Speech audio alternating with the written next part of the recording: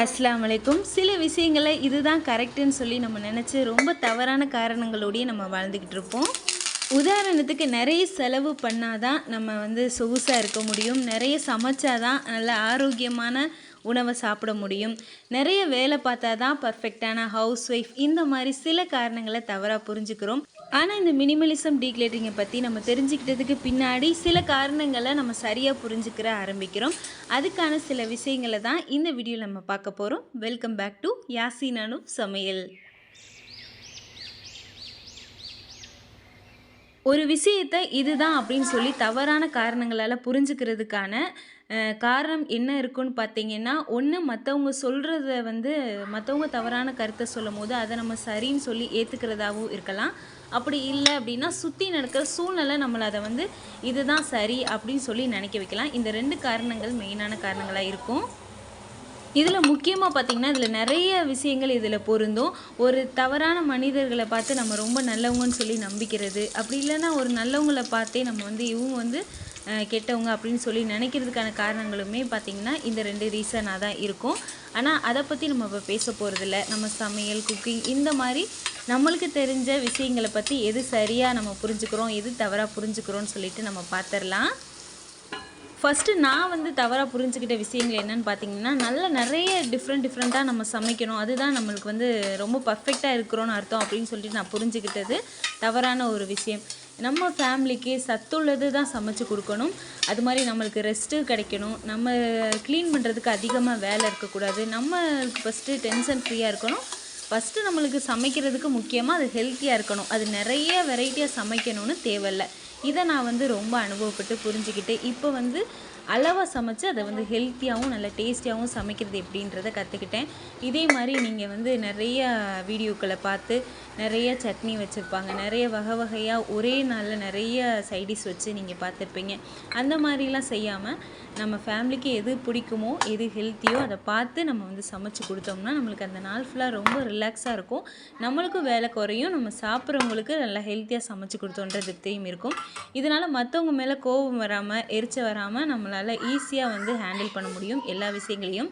ஏன்னா சமைக்கிறது மட்டும் நம்மளோட வேலை இல்லை பார்த்தீங்களா. நிறைய குழந்தைங்கள பார்த்துக்கிறது, நிறைய வேலைகள் இருக்குது இல்லையா. அதனால் சமையலை முடிஞ்ச அளவுக்கு குறைச்சிக்கிட்டு சிம்பிளிஃபையாக இருந்தோம் அப்படின்னா நிறைய விஷயங்களில் நம்ம டைமை ஸ்பெண்ட் பண்ணலாம். இது முக்கியமான விஷயம். நான் இந்த மாதிரி சமையலை நான் குறைச்சிக்கிட்டேன் அப்படின்னு பார்த்தீங்கன்னா, தக்காளி சட்னி வைக்கிறேன் அப்படின்னா அது 2 நாளைக்கு வர மாதிரி நான் வச்சுக்கிருவேன்.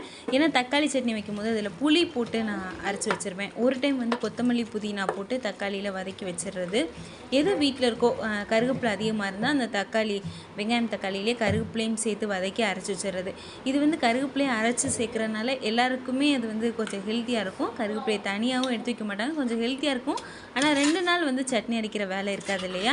அதனால அந்த மாதிரி நான் சட்னி அரைக்கிறது கொஞ்சம் சிம்பிளாக வச்சுக்கிருவேன். அதே மாதிரி ஒரு நாள் தேங்காய் சட்னி, ஒரு நாள் தக்காளி சட்னி வச்சா 2 நாள். அப்புறம் இந்த மாதிரி குழம்பு வச்சுட்டா சட்னி அரைக்காமல் குழம்பு வச்சு அட்ஜஸ்ட் பண்ணிக்கிறது. ஒரு நாள் பச்சை சட்னி, வெங்காயம் தக்காளியெல்லாம் வதக்காமல் அப்படியே மிக்சியில் அரைச்சி தாளித்து கொட்டி பண்ணுறது. அது ரொம்ப எல்லாருக்குமே தெரிஞ்ச ரெசிபி தான். ஆனால் அதை நம்ம பண்ணுறதில்ல அதிகமாக. அதனால் அந்த மாதிரி சிம்பிளான சமையலாக நம்ம சூஸ் பண்ணிக்கலாம். அதுக்கப்புறம் பார்த்திங்கன்னா இந்த நான்வெஜ் குழம்புலாம் வைக்கும் போது அடுத்த நாளும் வர மாதிரி நான் பார்த்துக்கிருவேன். இப்போ இன்றைக்கி மீன் குழம்பு, பெரும்பாலும் மீன் குழம்பு அடுத்த நாள் நல்லா டேஸ்ட்டாக இருக்கும் இன்றைக்கி வைக்கிறத விட. அதனால் அடுத்த நாள் வர மாதிரி மீன் குழம்ப பிளான் பண்ணி வாங்கி வச்சுறது. பொரியல், குழம்பு, இது எல்லாமே. அதனால் பார்த்திங்கன்னா அடுத்த நாள் வேலை ரொம்பவே ஃப்ரீயாக இருக்கும். அந்த நாள் நம்ம வீடை க்ளீன் பண்ணுறதா இருக்கட்டும், கொஞ்சம் ரிலாக்ஸாக ரெஸ்ட் எடுக்கிறதா இருக்கட்டும், அதுக்கப்புறம் ஏதாவது பீரோ க்ளீன் பண்ணுறது, ஒட்டர் அடிக்கிறது, இந்த மாதிரி வீட்டில் வேறு வேலை எல்லாமே பெண்டிங் இருக்கும் இல்லையா. அந்த மாதிரி வேலைகளை சமையல் இல்லாத போது பார்க்கலாம். ஒரு நாள் சமையல் இல்லாத போது உங்களுக்கு அவ்வளோ ஃப்ரீயாக ரெஸ்ட்டு கிடைச்ச மாதிரி இருக்கும், பாத்திரம் சேராத மாதிரி இருக்கும். கண்டிப்பாக ட்ரை பண்ணி பாருங்கள். அன்றைக்கி லஞ்சு பார்த்திங்கன்னா முன்னாடி நாள் வச்ச நண்டு குழம்பும் அதுக்கப்புறம் மீனும் வாங்கியிருந்தோம்.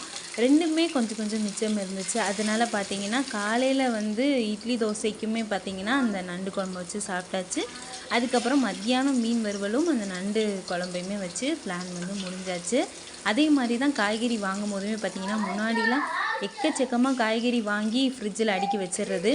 அதுவுமே பார்த்திங்கன்னா இந்த யூடியூப் வீடியோவை பார்த்து அதுக்கப்புறம் இந்த மாதிரி நிறைய டிஷ்ஷஸ் செய்யணும் அப்படின்னு சொல்லி பிளான் பண்ணி நிறைய வாங்கி வச்சுறது. பாதி நாள் சமைக்க முடியும், பாதி நாள் வந்து சமைக்க முடியாது, வேஸ்ட் ஆகும். சில நேரங்களில் 2 3 டிஷ்ஷு செய்யும்போது நிறைய பாத்திரங்கள் சேரும். நாள் ஃபுல்லாக வந்து நிற்காம வேலை செஞ்சுக்கிட்டே இருக்கிற மாதிரி இருக்கும். ஆனால் இப்போ கரெக்டாக ஒரு நாளைக்கு ஒரு காய், அதுக்கப்புறம் ஒரு கீரை, இந்த மாதிரி நான் பிளான் பண்ணியிருக்கேன்.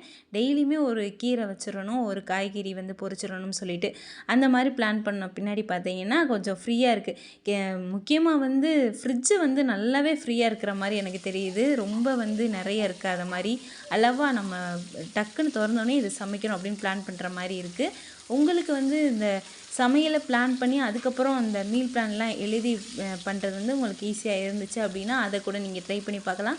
நான் இது வரைக்கும் அந்த மீல் பிளான் வந்து ட்ரை பண்ணி பார்க்கல. கண்டிப்பாக நான் ட்ரை பண்ணிவிட்டு அது எப்படி ஒர்க் ஆகுதுன்னு சொல்லிட்டு அதையும் நான் வீடியோவில் நான் ஷேர் பண்ணுறேன். அதுக்கப்புறம் பார்த்தீங்கன்னா நம்ம வீடியோவில் ஏற்கனவே பாத்திரங்களெல்லாம் எப்படி நான் குறைச்சேன், மளிகை ஜாமானுக்கு வைக்கிற அந்த பாட்டில் எல்லாமே எப்படி அளவாக வச்சுருக்கேன் அப்படின்றத சொல்லியிருந்தேன் இல்லையா.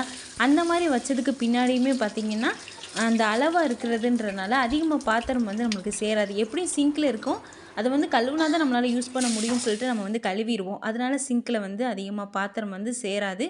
இது ஒரு மெயினான ரீசன் நம்மளுக்கு வேலைகளை குறைக்கிறதுக்கான காரணங்களாக இருக்கும். அதுக்கப்புறம் பார்த்திங்கன்னா இந்த வீட்டு வேலைகளுமே பார்த்திங்கன்னா அடிக்கடி தொடச்சி அடிக்கடி வந்து எப்போ பார்த்தாலும் க்ளீன் பண்ணிகிட்டே இருந்தால் தான் வீடு க்ளீனாக இருக்கும்னு இல்லை. நீங்கள் சாமான்களை குறைச்சி அதுக்கப்புறம் ரொம்ப மினிமலிஸ்ட்டாக இருந்த பின்னாடி நம்மளுக்கு வேலைகள் ரொம்ப ஈஸியாக இருக்கும்.